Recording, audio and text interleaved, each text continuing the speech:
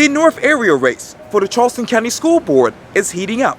In this edition of Quintin's Close-Ups, I sit down with one of the candidates, Vivian Pettigrew, one-on-one. And be sure to download the free Quintin's Close-Ups app in your Apple or Google Play stores.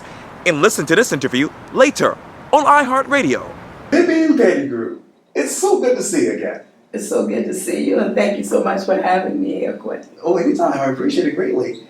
I know that recently you spoke with the Charleston City paper about obviously your run for the Charleston County School Board's Consolidated School Board. And I want to go to that particular article and break it down. It says this from the city paper: Vivian Shepherd Pettigrew, the only other candidate challenging Coates, meaning Cindy Bone Coates, for the North Charleston seat, is also retired from the Charleston County School District, where she taught for more than 30 years.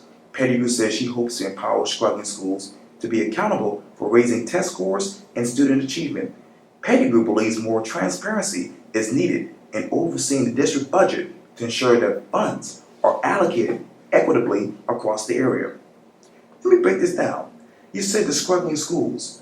When you look at North Charleston, what are those struggling schools in your mind? Those struggling schools in my mind, Quintin, are schools that have poor facilities as far as buildings. Struggling schools are schools that are failing test scores, also not having the adequate resources that they need to help the students. The allocation where teacher percentage of the amount of teachers that they need, the amount of assistants that they need in the classroom, the amount of students that in the classroom, a teacher with 30, 35 kids in a classroom. We really need to do something about that as far as funding is concerned in our district. North Charleston is a very large district, very spread out, and in some areas very diverse. We need to make sure, now we have some really great schools in North Charleston and some super, super hardworking teachers, Right. even in the schools that students are underperforming.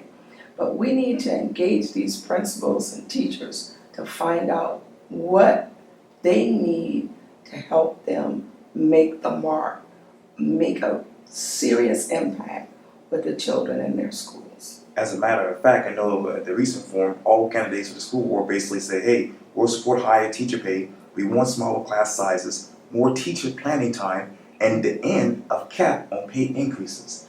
You talked earlier about the class sizes. What is your ballpark number right now? I would really, honestly and truly, in our elementary schools, I'd love to see 15 kids in a class, but that's probably not going to happen. So 20 kids in a classroom. In high school, a max would be 25. If we can keep it 20 across the board. I know teachers would love it, parents would love it. It allows them to have more time to spend with children, more time to do pull-out groups with students. It would really be a blessing in the skies. And let me get back over to the support of higher teacher pay. If you were to be elected in the Charleston County School Board, how high would you go with their pay?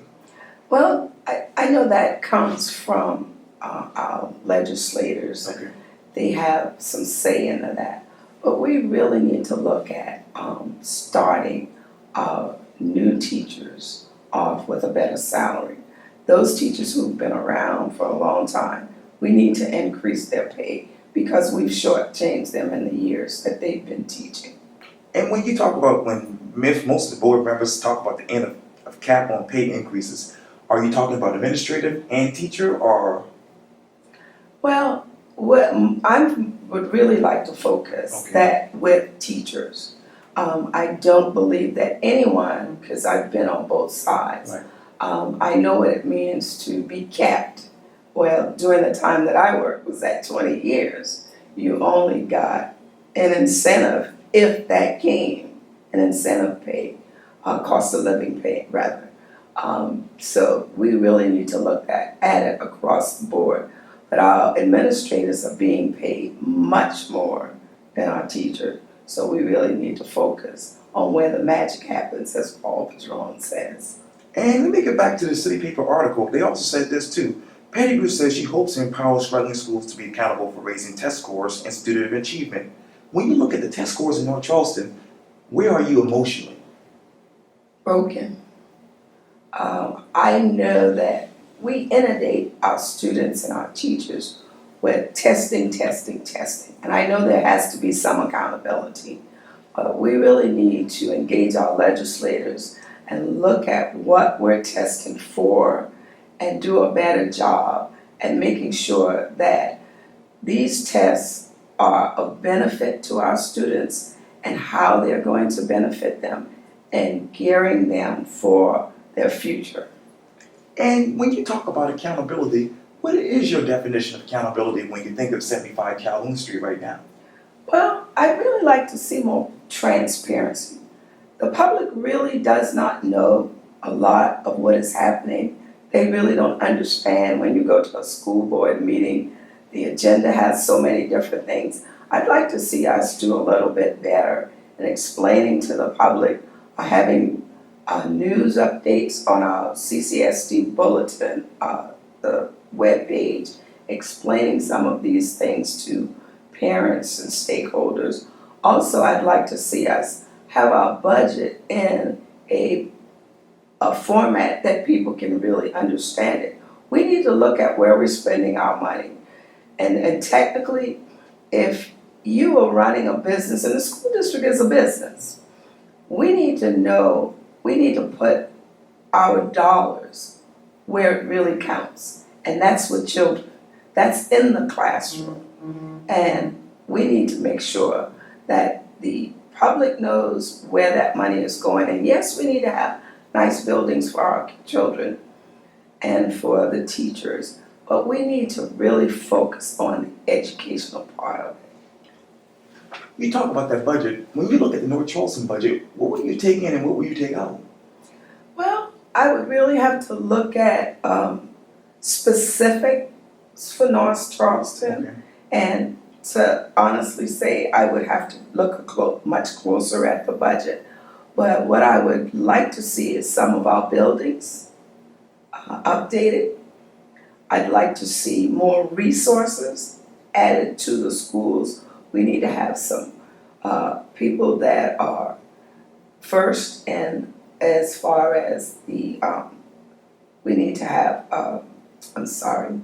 we need to have more people that have counseling and also in social work. Where are you in the discussion about the Advanced Career Center that they're bringing to a lot of the schools, apparently?